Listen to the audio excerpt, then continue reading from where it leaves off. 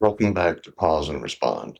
Up to this point in the series, we've been building something slowly and intentionally. We started with the pause, why it matters, and why change doesn't happen without it.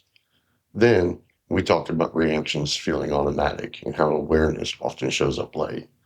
Most recently, we explored how the body signals what's happening before words or decisions even appear. Today, I want to bring those pieces together because noticing reactions and body signals is important.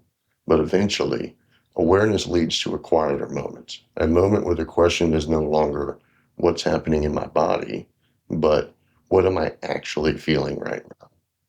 And that question requires honesty, not harsh honesty, not self critical honesty, but a steady, grounded honesty that allows you to see what's really happening instead of what's easiest to say. The pause doesn't just slow reactions, it creates a moment where truth can surface if you're willing to stay with it. Most people believe they already know what they're feeling. They say things like, I'm just angry, I'm stressed, I'm fine, I don't care. Those words feel true, and sometimes they are, but very often they're shortcuts. They're emotional summaries that help us move forward without slowing down so much. And usually, that's not because we're avoiding the truth on purpose. It's because honesty requires time. It requires staying in the present long enough for something less obvious to show up. When your system is activated, speed feels safer than clarity. So the mind reaches for the most available label, the one that lets you act quickly, protect yourself, or keep functioning. But quick labels don't always tell the whole story. Anger can be real and still be covering hurt. Stress can be real and still be masking grief. I'm fine can be real and still be protecting exhaustion or loneliness. This episode isn't about forcing deeper emotions. It's about becoming honest enough to notice when the first feeling might not be the only one. One of the things that becomes clear when you start practicing the pause is the pause doesn't just slow your reactions. It brings you face to face with what's actually happening inside you. And that can be very uncomfortable. Because the first feeling that shows up in the moment of activation is often not the most honest one. It's the most protective one. Anger shows up quickly because it mobilizes. Stress shows up quickly because it keeps you functioning. Numbness shows up quickly because it reduces the feeling of being overwhelmed. I'm fine shows up quickly because it allows you to move on without having to stop. These reactions aren't in and of themselves mistakes. They're strategies. They help you stay upright, stay in control, stay intact. But they're rarely the whole story. When you pause, even briefly, there's often a second layer underneath the first one. And that second layer tends to be quieter, slower, less organized. It might be hurt, fear, disappointment.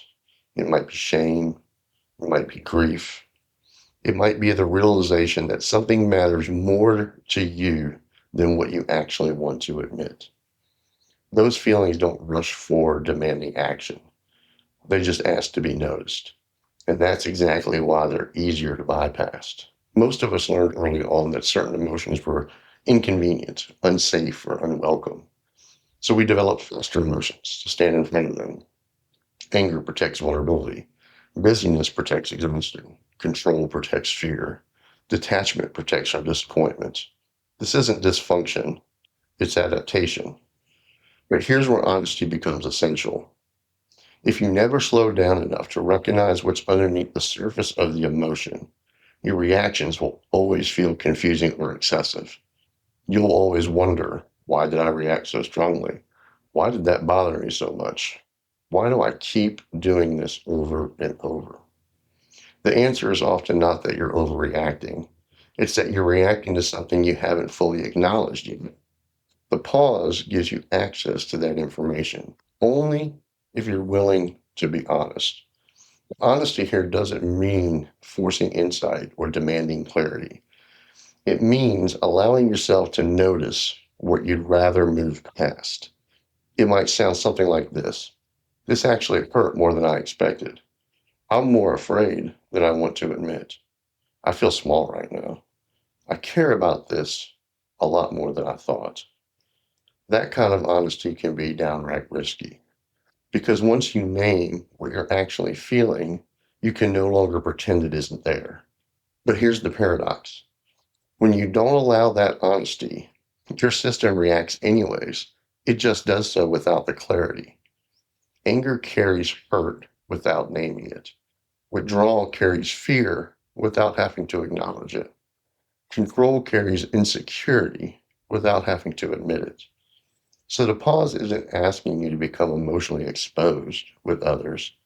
It's asking you to be accurate with yourself.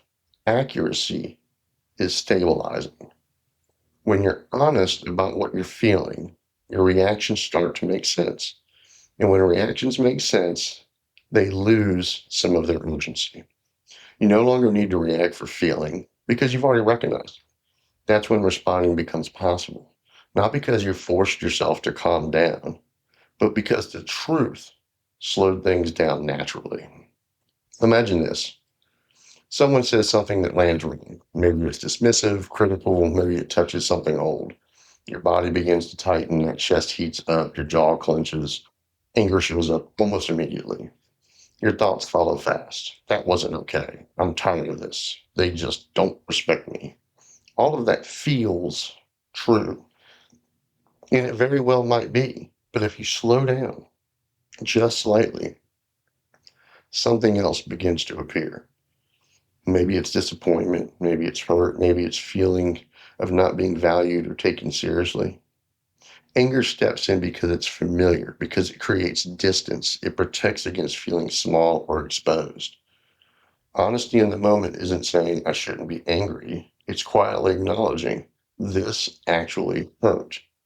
The recognition doesn't weaken you, it clarifies you.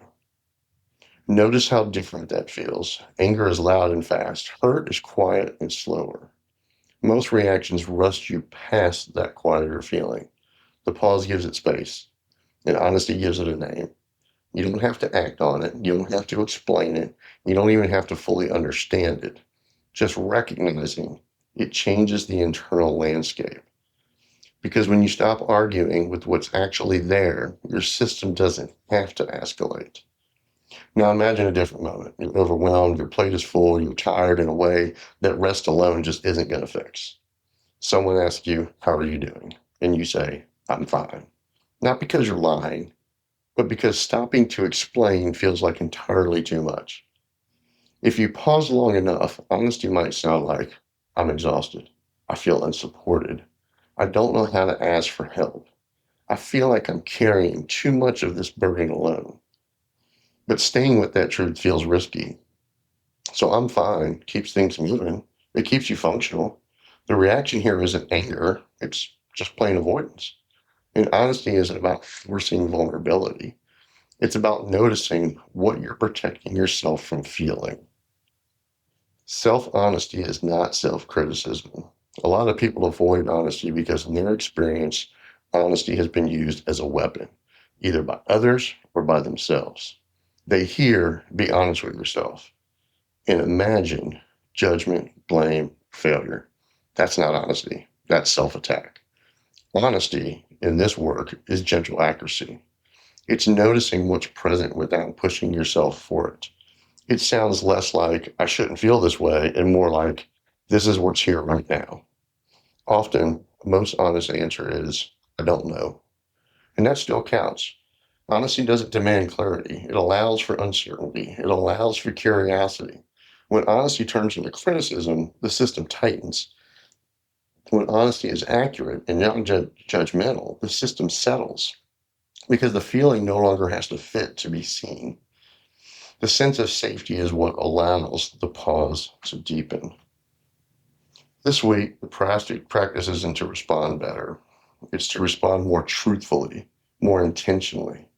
When you notice activation, pause just long enough to ask, "What's actually happening for me right now?"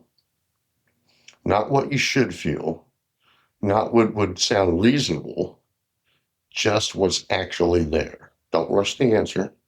Often the first response is a surface emotion. Stay with the question a few seconds longer. Sometimes a quieter answer arrives. You don't need to act on it. Acknowledging it is enough at this point. Because once the real feeling is named, even privately, the reaction doesn't have to carry it forward. Some days, the honest answer will be, I don't know. That's not failure. That's openness. And openness keeps the pause alive. This week, notice the first emotion that shows up, what might be underneath it, in moments when honesty feels uncomfortable or tempting to avoid. You're not digging, you're listening, because awareness plus honesty creates clarity, and clarity supports choice. The pause isn't just about slowing reactions, it's about being honest enough to understand yourself in the moment. That honesty doesn't require big courage, it starts quietly, with noticing, with naming, with allowing. If this episode resonated, Pause and Respond book goes deeper into this process and offers structured exercise to help you practice without judgment. You can learn more at pauseandrespond.com. But for now, let this be enough. Notice, pause, be honest. And remember, less reaction equals more choices. Thanks for being here.